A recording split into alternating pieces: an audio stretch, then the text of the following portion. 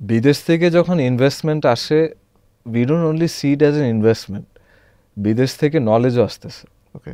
বাংলাদেশে LPG demand বাড়া শুরু হলো 2012-13 দিকে, বাট যারা বিদেশ থেকে বাংলাদেশে বিনিয়োগ করছে, they have been doing it for quite a long time. So we prefer working with them because তাদের সেফটি ফোকাস, তাদের অপটিমাইজেশন ফোকাস এবং তাদের চিন্তাভাবনা is much more strategic. G.